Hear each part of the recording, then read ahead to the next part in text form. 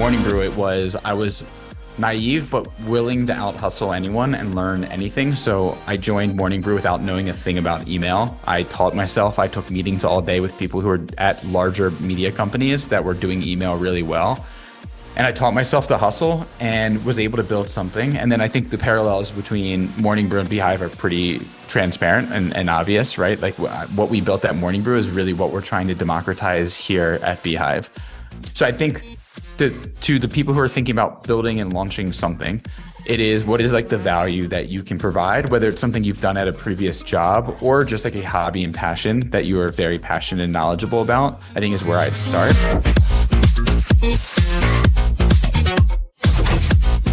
Hello and welcome to the Exponential Scale Podcast. This is the show where we talk about how tiny teams with big ambitions are doing more with less, scaling smarter, not harder, and building big businesses with teams that you can fit around a dinner table. So before we jump in, I have a really exciting guest. I'm excited for many reasons, and I want to share a little bit of a personal connection to our guest here, Tyler Denk, one that I actually didn't even know I had, because a long time ago, we used to run this morning demo event series called Tech Breakfast, where we would just get together. It was almost exactly like what it sounded like. We would get together in the morning and we would see cool companies demoing cool things.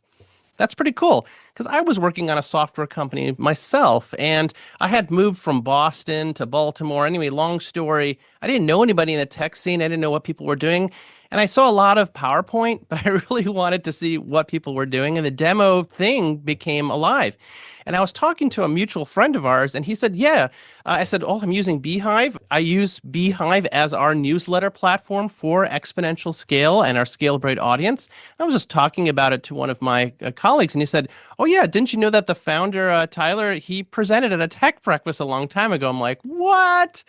And I didn't realize that. So the connection goes a long way.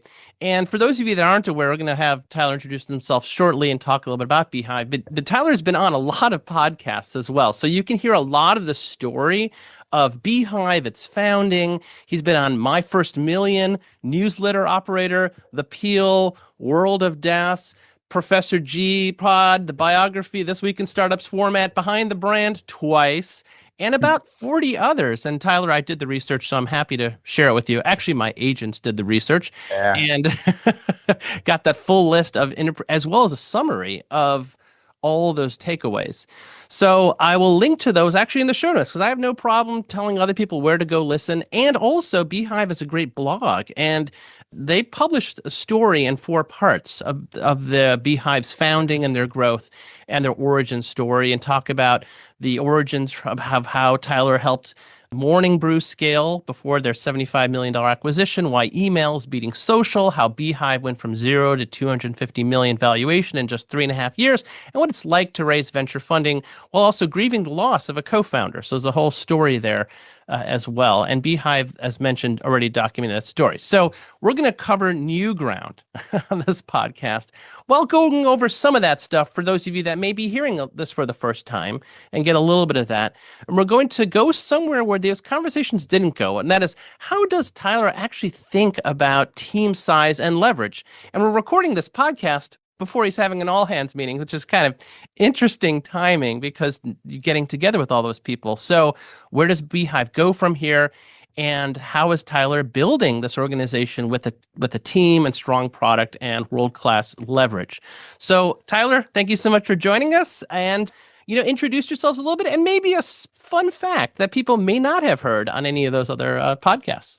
Yeah, you're putting me on the spot on the fun fact. I'll think on that for a sec. I also think the timing is interesting with this all hands coming up, because I'm going to introduce something around AI in this all hands that we have in 60 minutes, which is, I think, going to intertwine with a lot of the conversation here and of what you have been covering with a lot of these smaller teams doing more with less. And so and we'll get into like how lean we are, but we are trying to take the next step in being able to do more of that. But yeah, to quick intro, previously was the second employee at Morning Brew. I led product engineering and growth there, helped grow that through the acquisition in 2020 by Business Insider, did a quick stint at YouTube Music, and then launched beehiiv in 2021. Beehiiv is what we call now the operating system for the content economy. It's a newsletter first platform, but we also have websites. You can sell digital products. You can sell digital subscriptions. We have an ad network with Fortune 500 advertisers like Nike and Netflix. And so we're trying to empower content creation at scale where users and large publishers can grow and monetize their content on the internet, kind of away from algorithmic feeds like social media. And yeah, we're 4 years in. We have 110 employees. We did about 30 million in revenue last year in our fourth year, projected 50 million this year. So it's kind of like a TLDR of where we are. Yeah, I'm trying to do the mental math on revenue per employee and that real quick, but that sounds, fantastic. And, one of the reasons why I keep coming back to newsletters, which is interesting, we were in this sort of maybe post-social media era. It's kind of hard to tell what era exactly we're in, but there's one thing about, having an audience and another thing about developing a relationship in some way. And of course, owning your audience, which is one of the things I really like about newsletters and email that you don't have when you're posting things in Facebook groups and, on Twitter streams and things like that, X, I should say. And I think that's one of the most interesting things is that hasn't really gotten a lot of fanfare is that the newsletter and this sort of building this audience has become really one of the most powerful distribution channels that a small team can own, not only because email's trending, but because it never really stopped working. Everybody just forgot for a few years while they were chasing the algorithm. And the highest leverage operators really figured this out early. You can be one founder, have one list, one direct line to the exact people you want to hear from, no platform middleman, no feed optimization, no pay to reach your audience tax. You own the list. And actually, for those of you that might know who've been following Scalable early, we were originally on Substack and actually moved off the Substack platform because it started to feel a little too social networking for me. I started to feel like I might actually lose my audience in many ways. So that's part of the reason why I do like, I'm not just interviewing Tyler because, he's making the rounds. I really do like Tyler and what he's doing in the Beehiiv platform. And those who are trying to not just grow, but monetize. It sounds like a lot of the direction that Beehiiv is going is increasing that monetization. One thing Tyler didn't mention is he has his own newsletter as well, Big Desk Energy, that I've subscribed to. And he kind of got me early because there was this productization hook that you had where it was this $10 how to build a newsletter thing. And I'm like, I got to do this. And I think I was one of your first clicks in there. And you grew that. Even on that, it was like revenue went from 0 to 10K or 15K in hours. So, I think maybe let's start there a little bit with the insight. Where did this come from? Like the newsletter space has been around for a while. The email providers have been doing things, whether it's the old MailerLite or Kit or, even MailChimp and all that. What was the origin story? What sort of pushed you from Morning Brew to decide that, hey, this is something that I really need to really get into and innovate in this area? Yeah, well, I think Morning Brew was a pretty eye-opening experience. When I joined as the second employee, we had one advertiser. It was Discover, and they paid us about $4,000 per email that we sent. And at the time, we had about 100,000 readers. And it was just such a mind-blowing concept of like, I saw behind the scenes the work put into it. It was, we had one writer, we had one seller. I was doing like the engineering and product work. We wrote the newsletter, we hit send, we made $4,000. And then as you fast forward and we grew to 1 million, 2 million, 3 million readers, that same advertising spot became Visa and Apple, and they were paying us $50,000 per send. And at that time, we also were able to diversify, not just have a single sponsor per newsletter, but we had a secondary and tertiary sponsor. So any given day, the work, again, if you fast forward through those 3 years, the work to create the newsletter was kind of the same. We added a few writers, we updated the style, but it was still 5 to 6 hours of putting the newsletter together. But the output went from $4,000 a day to $80,000 a day. And so you start to see the dynamics of how profitable an email newsletter can be. So that was one thing that I think really jumped out. Two, I think during this time, we saw what Facebook did in 2018 to publishers, right? So Facebook used to be a place where they would encourage brands and publishers to grow their Facebook likes. And the thinking was if you had 100,000 likes on Facebook, and I'm dating myself, 8, 10 years now, but if you had 100,000 likes on Facebook, then roughly 100,000 people should see the content that you publish. And all of these publishers also monetize on their website. And so the thinking was, You post on Facebook, 100,000 people see it. They click through to this article, and using the traffic that you're driving to this article, you make money with Google AdSense for all of like the banner ads.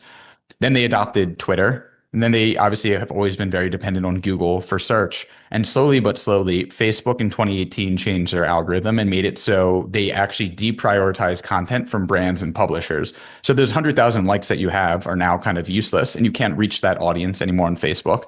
In 2022, Twitter deprioritized external links. And so you can't post links as a publisher on Twitter and expect to get that same traffic. And then in 2024, Google introduced AI summaries, and a lot of that search traffic also dissipated. And so now, as a publisher or content creator, those channels that you did depend on are no longer there to drive traffic.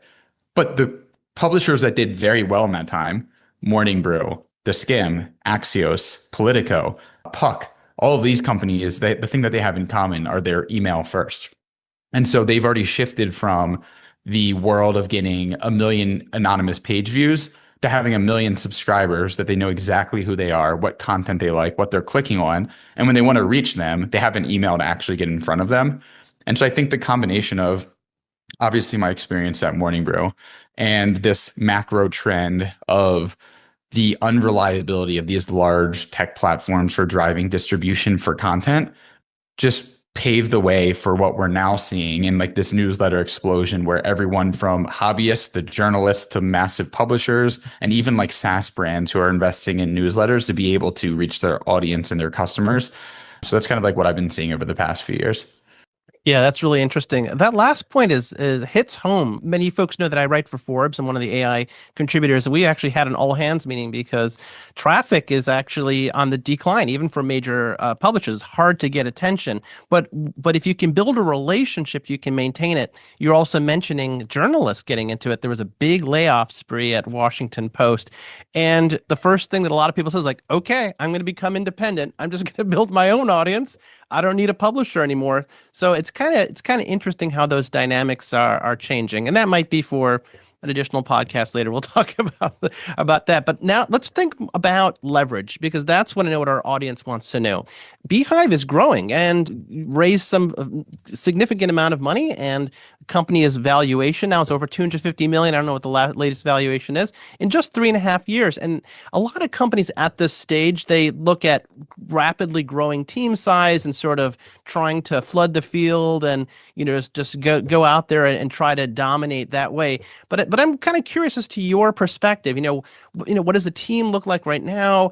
How are you looking at expansion? Is staying lean a deliberate choice? When you were early, you were small and lean, but I want to know what kind of the pressures or direction you're facing on sort of that leverage perspective. Yeah. The only pressure I think we feel isn't really external from like investors and other shareholders. It really is the fact that we're an unprofitable startup, and unprofitable startups on this VC-backed flywheel, there's only one thing to do. It's grow as quickly as possible, burn money, and then raise more money. And that is like kind of the traditional Silicon Valley playbook. I think there are ways to curb that and stop that proliferation of just spending money to raise more money. I think that is what I am personally interested in, is like, we just raised a Series B in 2024. So actually about 2 years ago, we have 30 million in the bank. We feel good. Is there a way that we can close the gap and continue to grow while being less and less unprofitable to eventually obviously reach profitability and not be dependent on venture dollars? And I do think we are living in a rare time where, with the proliferation of these AI tools, that I think we're okay at best, like 2 years ago, to like now getting very good, being able to do things autonomously.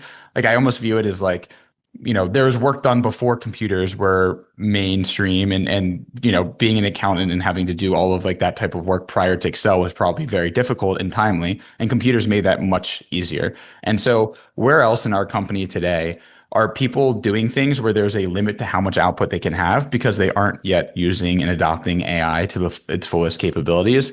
And how can we actually rewire the team and train employees to be able to do 2, 3, 4x more using AI? And so that's kind of like what we are prioritizing right now. I think at the rate that we're growing, there's always pressure to grow faster. We're in like a very competitive industry. And so, we could take the stance of, we want profitability. We could stop spending so much money. We could stop hiring, and we can actually shift towards profitability. I think is what most founders would relate to is the uncertainty around taking your foot off the gas in a very competitive industry could mean like, yes, you're going for profitability, but all of the other companies are out innovating you and you actually aren't going to be there for the long run. So I don't think that's an option. So I think adopting AI and being able to extract more output per employee is really the only path forward. Yeah, well, that definitely is what we talk about.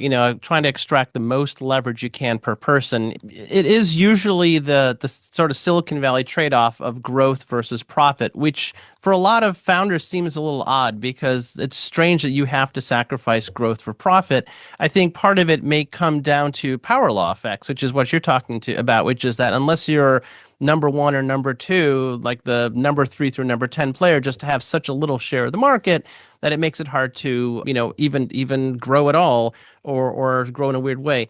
Although we've had some really interesting interviews with folks who operate in highly competitive spaces where they're growing very rapidly and linearly without that. So what we call it is there may be a third way. I think AI and automation, to your point, the more that we leverage to multiply capabilities, the more that we'll be able to extract value without necessarily having to do the trade-off.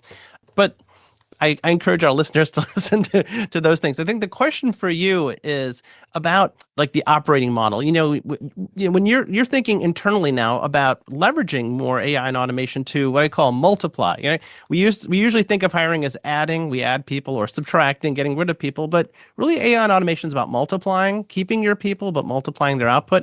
So can you think about what tools, what systems, what policies, what processes are you putting into place internally that is helping you optimize and grow the output per person for yourself and possibly for your customers as well?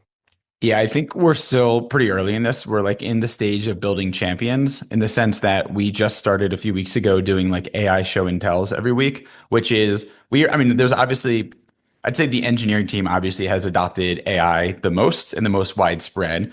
And it started with one or two engineers using Cursor or Claude Code. And then once you start to see that they're pushing out 5 pull requests a day and everyone else is doing one, there's kind of like that internal pressure that like you have to learn how to adopt and leverage AI while coding to keep up with the rest of the team and the expectations. So the engineers were all very early adopters. I'd say it's pretty spread through the rest of the team of some people have adopted these different AI tools, whether it's like Claude Cowork, Claude Code, using ChatGPT for different workflows, other AI like CRM and different tools there.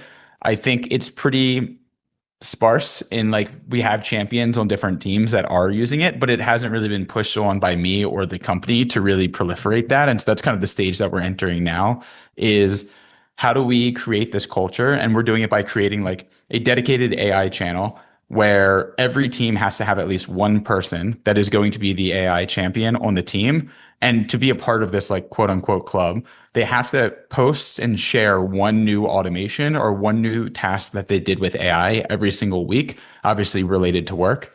The thinking is once they see that they can automate 7 of their 15 tasks, they'll be able to reallocate time to do other tasks. It'll unlock that like multiplying effect that you mentioned. And once you have 1 or 2 people on a team that have kind of seen the light and are able to do that, it'll become pretty clear that they are outperforming the others in the sense that the others now have to adopt that tech. And now we have someone on the team that can teach them how they're doing all of these different automations and shortcuts. And so we're trying to take like a bottom up approach to getting champions and doing it. I do think it is difficult because like to your point, we have an incredibly talented team. We aren't doing it from a place of we are short on cash and want to remove headcount. We want to keep headcount. We want to expand what our current headcount is doing. And we want to prevent future headcount. I think that's important.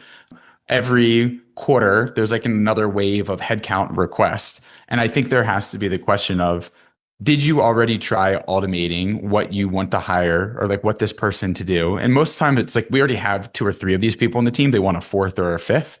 And like, are the existing 3 leveraging AI in their day to day? Because if not, it's like doing a job without a computer. Like you actually aren't leveraging all of the tools that are available in the field today. And until you've checked that box and either determine that the current tools aren't at the capacity or level of output to do some of these like more complex tasks per se with like the level of accuracy that we need, or it's just like not the right skill set to be able to do that, like then I think hiring becomes like on the table. But I think we need to start running those checks to prevent future hiring if we ever want to like stop the like flatten the curve of hiring to get closer to profitability.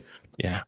For those of you that aren't listening to this podcast, not watching, I'm like nodding my head vigorously here, in part because that's this whole mantra here. It's called leverage before labor, which is the idea that it's not about not hiring, it's not about firing, it's about before you make the hire, can you just maximize the output using the tools that we have?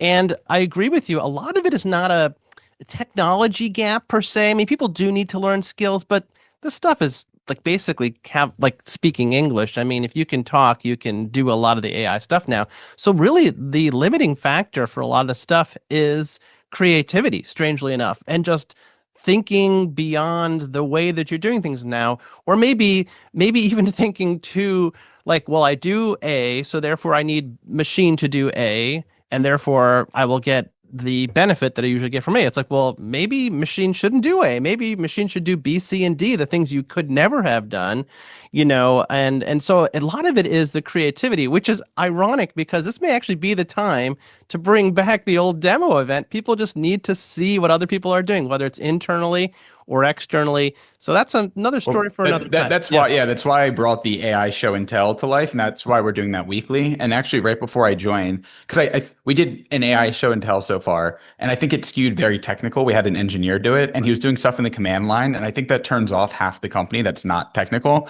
And so there's a task that I do every Friday or Thursday this week before all hands, which takes me like 15 minutes to organize the all hands sheet and color code it and do a few other things.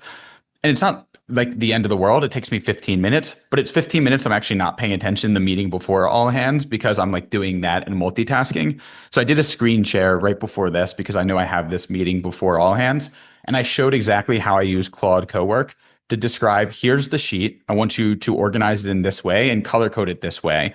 And I went to eat breakfast. I came back and it was done. I have a recording of that. And so I think there is a lot of the show and tell aspect for like these, not laggards, but the people who are less technical, because I think AI comes off as like a very technical thing.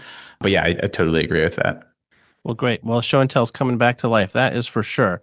So let's focus a little more about beehiiv and kind of the enablement of what's happening now in this ecosystem. I think, AI is really, as we mentioned, rapidly changing what a 1 or 2 person team can now produce. So how are you seeing from your own, because now I don't remember how many beehiiv customers there are and how many newsletters and maybe how much visibility you have into how many people are using beehiiv as their like business, as their primary content business. So what are you seeing some of the best beehiiv operators doing? And, not just to kind of write and communicate, but to build a business that they possibly couldn't do a couple of years ago. Yeah, I mean, I was even just in London last week and we had a few different events there and a lot of our beehiiv users showed up.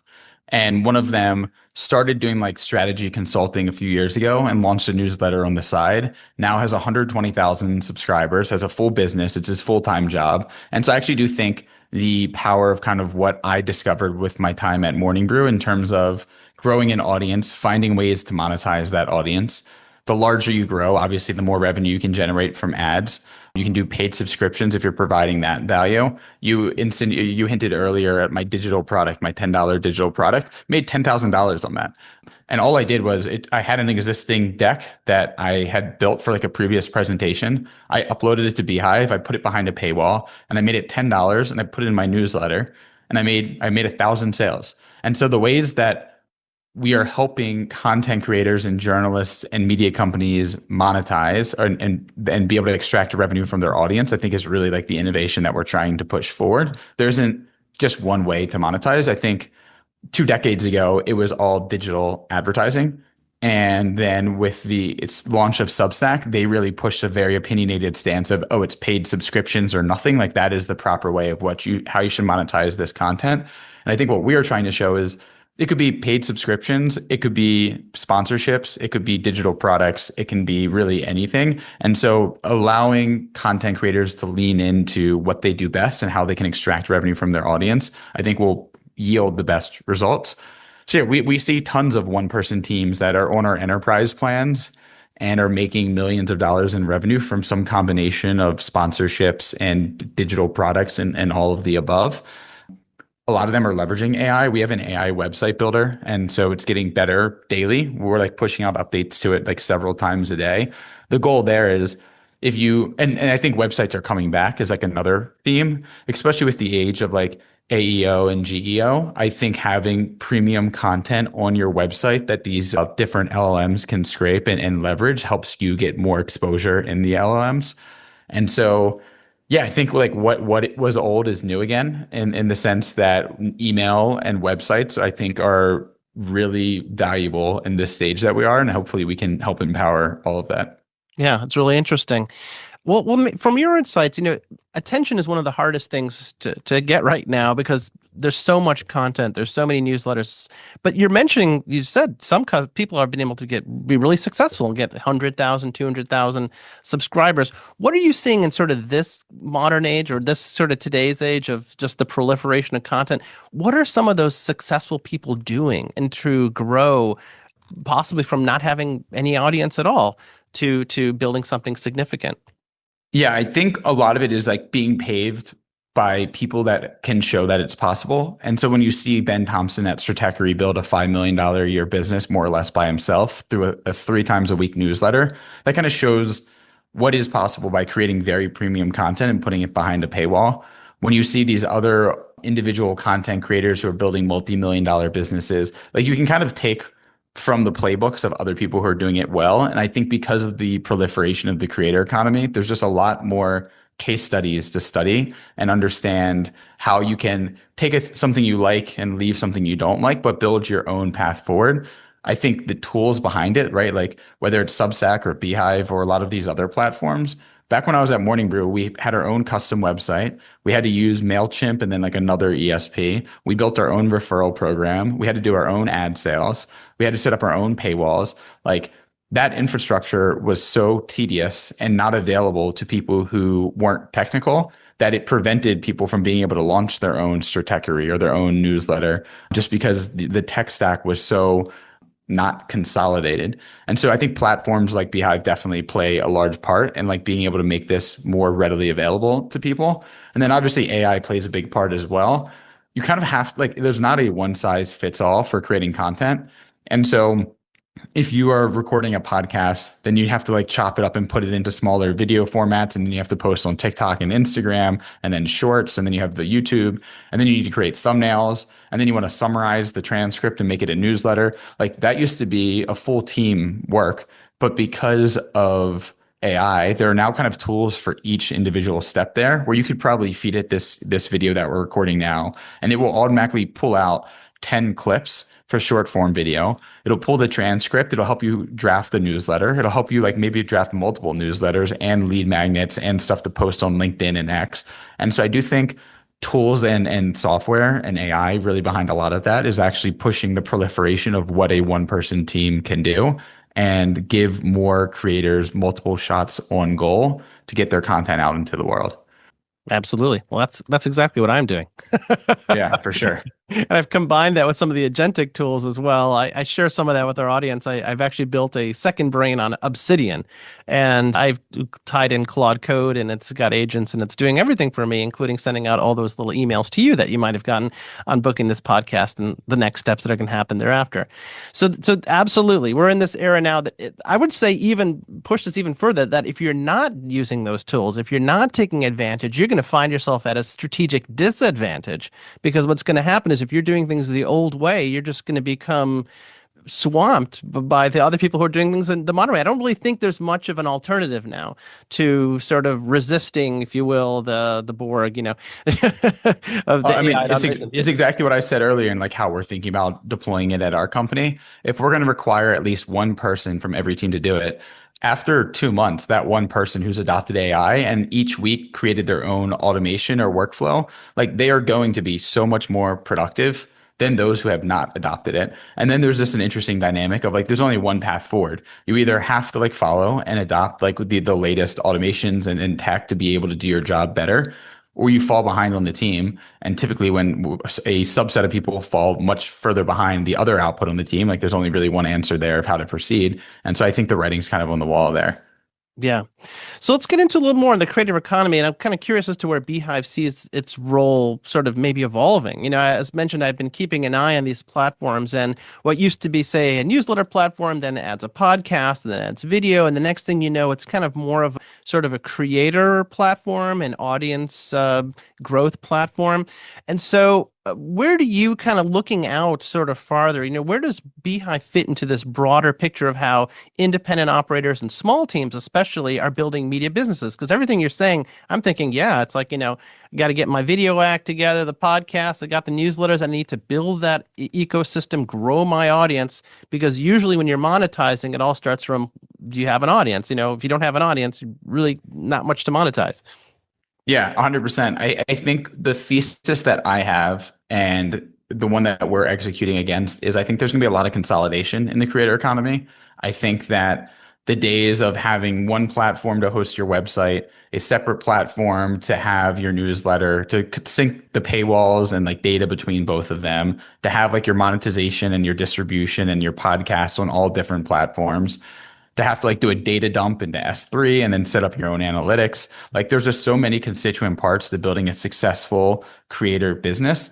And I think those that are best in class have their act together and can pull that off. But the long tail doesn't have the technical capabilities or the engineering bandwidth to really pull together these like 8 different disparate systems to do anything that would truly be best in class. And so like we acquired a website builder a year and a half ago. And that was our thesis, that we had a website builder before that was pretty rudimentary. And so being able to couple web and email was like a big thing for us. We've obviously always had paid subscriptions. So you can charge your audience $10, $20 a month. We handle the paywall, we handle all of the payments. We don't take a cut of revenue, which is very rare for the creator economy. Most of those platforms that we compete with do take a cut of your revenue. The ad network is like a huge innovation and like a monetization opportunity. And so I think you can work your way down. Like we launched a link in bio tool in November. We launched part of podcast in November and more podcasts coming in the next month or two. And so I think you can just see if our thesis is that the creator economy is going to consolidate, and that's what we're seeing other players in the creator economy do. You can imagine a world where beehiiv is the place that you go for to create content, to distribute content, to monetize content, and to find new audiences to tap into. And I think that's kind of like the real vision of what we're building towards. Yeah, it's interesting. Like the closest analogy that I can think of that's not directly in your industry would probably be like Shopify. How Shopify started as shopping cart. I remember those guys when they were just 12 people too. And now they're just like, hey, if you're doing anything with e-commerce, anything related to it, Shopify has become that big platform. So it sounds like you have that sort of platform perspective and vision, but focused on sort of the creator economy. Yeah, Shopify for the content economy is exactly our North Star. I'm a huge fan of the Shopify roadmap. Again, started just with merchants. Now they do everything from tax to fraud to shipping, and have built really the whole operating system around what it means to do commerce online. And so can we build an entire operating system around what it means to do content online? And that's really what we're building towards. Well, great. So let's give our audience a little more advice. So we have probably people who haven't really taken advantage of the content economy. They're sort of thinking about it. And maybe what tips or advice would you have? Because I know that you've had a lot of success. You've worked with, prior even to beehiiv, you were at Morning Brew, and prior to that, you were at a few other organizations. You're at YouTube, and then before that, you were at Venture Storm, I think it was, right? That's the one that I pitched at Tech Breakfast. That's right. So like, there's an interesting thread here along this whole part, and you know what it's like to start from zero. So for those who actually are at zero, where should they go to be part of this new economy, basically? Yeah, you set me up too easily on that one to not say beehiiv is the answer. So beehiiv is definitely the place to start. But like, what would I actually think about? I think one, it's like, what is your unique perspective or value that you can bring? I've made the mistake before of thinking I thought because crypto was the hottest thing ever that I should get into crypto. And I tried launching a startup company that sold cold storage wallets, but I didn't know the first thing about crypto. I was in 0 discords. I had no community. I had no expertise. No one looked at me for crypto advice. And so it was a total uphill battle to try to build that business. Ultimately, it went nowhere. which was like pretty predictable. And I think that was a great lesson in understanding like what are the core competencies that I have and the unique value that I could bring. At Morning Brew, I was naive but willing to out hustle anyone and learn anything. So I joined Morning Brew without knowing a thing about email. I taught myself. I took meetings all day with people who were at larger media companies that were doing email really well. And I taught myself to hustle and was able to build something. And then I think the parallels between Morning Brew and beehiiv are pretty transparent and obvious, right? Like what we built at Morning Brew is really what we're trying to democratize here at beehiiv. So I think to the people who are thinking about building and launching something, it is what is like the value that you can provide, whether it's something you've done at a previous job or just like a hobby and passion that you are very passionate and knowledgeable about, I think is where I'd start. I think the second step would just be really understanding what you're doing it for. Are you doing it as a hobby because you love the Baltimore Ravens and you just want to create content about Baltimore Ravens and you have an Instagram and you want to post newsletters and you want to like get closer and follow the team because that's a passion of yours and it's something you want to follow? Like I think that, and that could turn into a great business, but I think it's important to know what you're doing it for. If you're doing it to make money, then you also have to back into like how would this eventually monetize? And I'll just keep using the Ravens example. Like, do you think you'll be big enough where eventually you can monetize with like advertisements from like the local Baltimore area? Do you think that there's like diehard fans that would be willing to pay $10, $20 a month to get your weekly or biweekly newsletter or content that breaks down like whatever you're covering with the Ravens? Do you think there's like an IRL component where you can organize tailgates that are paid for only for paid members who can come? And so you can get creative of like the different ways to extract revenue from this audience. But I think if you're going in with the business mindset, you should think about how you'll eventually be able to monetize. One thing that we're seeing in the newsletter space is there are so many AI newsletters. And I think that is like with the times, obviously, there's like so much going on in the space and there's new news dropping like every day and every week. And so there's a lot to cover. But the reason why all of these AI newsletters are making so much money is because they're getting sponsored by all of these AI companies that are raising billions of dollars. And so when Anthropic raises $30 billion and they want to catch up to ChatGPT, they could go to these dozens and hundreds of top AI newsletters, pay them $20,000, $30,000 per send to be able to promote Claude Cowork or whatever. And it's a great business to be in because the people who would fund your newsletter or your content business has more or less unlimited money right now. And so I do think there's a level of understanding like how you monetize and how you back into that whole business model. Yeah, that's good insight. It does follow, I would imagine, a little bit of the power law effects here too, that the biggest newsletters get the most attention and then therefore they get the most funding and they grow the fastest. And then the ones that are sort of kind of in the tail have a bit of the challenge because the space is very noisy. That's sort of one of the challenges even that I face, which is that, there's so much noise and people say like, yeah, I subscribe to these newsletters, but I really don't read them. And are you hearing anything about sort of like this content fatigue, especially when content creation is easy, despite sort of the subscriber numbers that people may have? Yeah, so I think ever since we raised our seed round back in 2021, investors told me no back then because we're at peak newsletter and there's already enough of them. And like, how many can you actually like? They saw the model of Morning Brew and the hustle, and they're like, how many more are there? And the answer is a lot.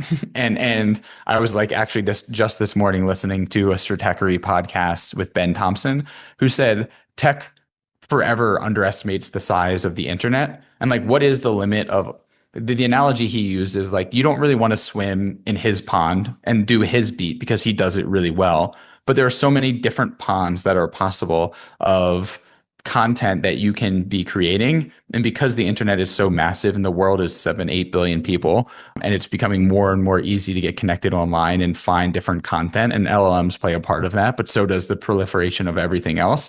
I'm actually very bullish on the like 1,000 true fans model and the way that you can actually make a living on the internet by being passionate and knowledgeable about some sort of content.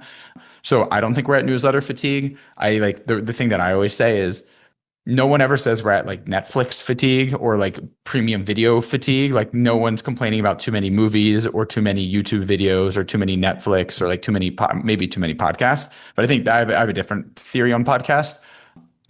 But yeah, I think like people don't bring that into like, oh, there's way too much content. I think we're living in a world where there is more content than ever, both on the premium scale and on like the AI generated and like making it easier to proliferate different content.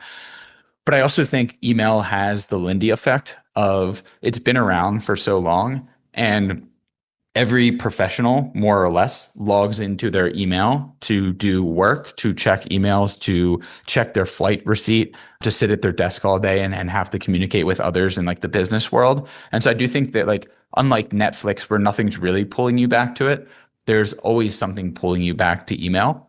But I do think that quality will always rise to the top. And what AI does do is it does introduce more people taking swings at trying to launch content and newsletters and podcasts and everything else. And so I think it shifts towards the highest quality, the most trusted, the most reliable, the most transparent, the most valuable content creators are the ones that will accrue most of the value. And I think that's kind of always been true, but more so now than ever. Yeah. Trust and relationship always comes down to that. And I love the 1,000 true fans. There's a lot to be said for that. And, focusing on sort of that audience and making them happy rather than trying to serve everybody and then therefore you're serving nobody. Definitely have been there, done that myself a few times. Well, I'm going to be mindful of Tyler's time here because he does have that all hands meeting coming up with all those employees that he's trying to multiply and increase. But we have these rapid fire takeaways that we always do on the podcast. We ask the same 3 questions to everybody, and I would love to get sort of your feedback on some of them. It's always tools, processes, and tips. So let's first talk about tools that you're using. What is one AI tool or automation that you absolutely can't run your business without, the one that gives your team the 10x leverage every single week? Yeah, so recency bias here, but I've definitely taken the plunge into Claude Cowork and Claude Code. I have just been building really cool things to surface data that I don't know. We have an incredible data team. They've built hundreds of dashboards. The problem is you have to go to those dashboards every day and click through every single thing to be able to extract insights. And even then, you're balancing Slack messages and everything else. So I think actually just building these different workflows to surface the most important data and giving it access to your database to be able to pull those insights has been really valuable for us. Yeah, actually, I'm kind of curious when you're building those dashboards with Claude. How are you getting it the dashboards in front of people? Is it email? Is it web? Is it Slack? And how are you doing it? Yeah, so this is like a very new initiative as of like 2 weeks ago. So we're still kind of figuring out the right form factor. For me, it's just like a report that I want to get every week that I can then communicate out to the company. And that's like the current form, but it being like actually like a more dynamic dashboard or that surfaces these things, I think is probably like a future iteration. I'd also say real quick, 2 other things on the AI tools that work really well from us. We have like a Linear is what we use for product management. And Linear has like an incredible MCP that's plugged into Slack. And then we also have another Slack bot called Unblocked. And so you can just like tag Linear. Whenever we're in a conversation about some bug or some issue, you just tag Linear, create a ticket, add it to this project. So you don't actually have to go into Linear. And then you can use Unblock to add a lot of context from other conversations happening within Slack. So I actually think like on the day-to-day basis, these like Slack integrations and MCPs have actually been the most valuable to the team. That's highly valuable. So now let's talk process, because you've been here before. I think one of the great things about interviewing you, Tyler, is that, of course, the Ravens mentions are kind of nice, University of Maryland grad right there. But like also you've started businesses multiple times before. So you've seen the story, the good endings and the not so good endings. So when you're thinking about process, method, what is one system or process that every lean leverage first team should have in place by the time they hit their first $1 million in revenue? Basically, the process that separates the people who are just grinding from the people who are actually scaling. Maybe what's something you should tell them to stop doing that they're doing now, or maybe something that they should start doing today that they may not be doing. Yeah, so one of my favorite business books, it's not the most enjoyable, but it's been one of the most impactful. It's called Traction, and it's kind of like an operating system for running your business. And it's a very simple philosophy of, I think so many companies are, especially in the early days, are flying blind. And we did this early days at Morning Brew, and we did this at beehiiv for the first year or 2 as well. It's like we know what better is. It's more revenue and more users. But like, are we on pace or behind pace? And like, are we hitting our goals? And unless you measure those things, there's no way of really knowing that. So Traction, to oversimplify, you have like a 5-year goal, you have a 3-year goal, you have a 1-year goal. And then it bottles down to quarterly rocks, essentially. So every quarter, we have 5 company rocks. Rocks you can kind of think of like OKRs. We have like a revenue target, and then each team has their own rocks as well. And then it goes one layer deeper to a weekly scorecard. And it's basically, and it's the whole point is like, if you know where you're supposed to be in 5 years, you can kind of extrapolate where you should be in year 3. And if you know where you're in year 3, you should know what you need to get done this year. And if you know what you need to be getting done 12 months from now, you can kind of break it down even more. And once you get to that level of granularity, every week you should say, like, if you're supposed to add 10 million in revenue this year, then you should be able to calculate whatever 10 divided by the 52 weeks, how much revenue you should be growing every single week. And unless you're tracking that on a week by week basis, you don't even know if you're on pace or behind pace. And so the whole traction framework is one, like setting up everything I just said, but it's also like a 90-minute leadership meeting where you are able to track these, and anything that is off track immediately gets action item as like a discussion topic that you have to figure out and solve. Because if you go 5 straight weeks of missing your revenue target, then you're going to look up a year from now and you're going to miss it. And like you kind of have to get ahead of those things. And so I think the traction framework has been extremely valuable for us. Yeah, that's good. I'll put a link to that in the show notes. So reference it. Got maybe Amazon affiliate in there for the books. But... I even wrote one. I wrote a newsletter on traction as well. So I like the book is written like the 90s. It's very like old school business examples. I kind of like, you can retrofit it to your own business. And so I kind of wrote about that. I can share as well. Well, that's what I will share then in the show notes. Send me that after, Tyler. I will get that up and we will link to that in the show notes. People can read more. I do like a good TLDR when I can get one. And the last sort of rapid fire here is just general tips. If you can give one piece of advice, and you've given a lot of advice already here, but if you can give one piece of advice to a founder who's running a small team, a dinner table sized team right now, who wants to scale, what advice would you give them? Yeah, so mine's maybe not what you would expect, especially as we've been talking about like AI and multiplying so much, but it's actually transparency. I run the business incredibly transparent in internally and externally. So just an hour ago, I posted on X and LinkedIn, like we just hit 2.1 million MRR. I'm very open about revenue, hiring, milestones, things that are going well, things that aren't going well. Part of that, there's like a whole building in public narrative and the benefits of that. There's also just building trust, not just with your users, but also your employees. And so we share dashboards, the same dashboards that the leadership team looks at. Every employee has access to see how much money we're burning, how much money we're making, what users are leading to the most revenue, signups, accounts, so like everything. And so I do think being able to communicate from a place of transparency is kind of like all I've ever known while being and leading beehiiv. But people come from other companies and other cultures who don't do that, and they're always very shocked and appreciative of how transparent it is. I think if you're going to work people very hard to build something big and have these very big, ambitious goals, you get a lot more buy-in when they understand the full picture rather than being gatekept from information. And so being transparent, I think, has been like one of the biggest unlocks for us. Yeah, that's great. That takes the idea of building in public to the sort of next level, which is there's what the public sees build in public, but then it's also build in public inside. I guess. Yeah, 100%. And I will definitely vouch for Tyler's direct and raw posts on X and LinkedIn. Some love it, some not so much, and who really cares? It's just like be yourself, and let others let the chips fall where they might. So I think this has been a fantastic and very open podcast. So Tyler, I really want to thank you so much. And I'll say, Tyler, you've been fantastic of engaging too. You respond very quickly. You're very open, and I really appreciate that because I'll tell you, not everybody's even like that. And people won't accept a podcast interview when I don't really know what the downsides are of it, other than it taking time, basically. So I really want to thank you. Yeah, of course. I think that, ideally, if that's how you lead, that's what the different traits that the team takes from you. And I think being able to lean in, being open and being transparent is something that I try to do all the time. And definitely being quick to respond to emails, right? Something that's like the little things of how you differentiate as both a founder and an employee. And so I try to practice what I preach. Very much appreciated. So I'll give you this little outro here for those of you who are listening. I'd say, here's your mantra for the week. Find your expertise, lean in and be part of this high leverage content economy. Seems like it's going and it's growing, so you should be part of it. So if you loved this interview with Tyler Denk, I want you to hit that subscribe button, leave a review, and share it with that founder friend who's still thinking that AI and automation are still optional, because the answer is that if they're not on the train, it's going to leave that station without them, and really be part of it. And platforms like beehiiv are just making it easier and easier every day. So the excuse has really become a shorter list. So I want to thank you all. I want you to think big, stay lean, and scale smarter, and join us on the next Exponential Scale podcast. Oh, yeah.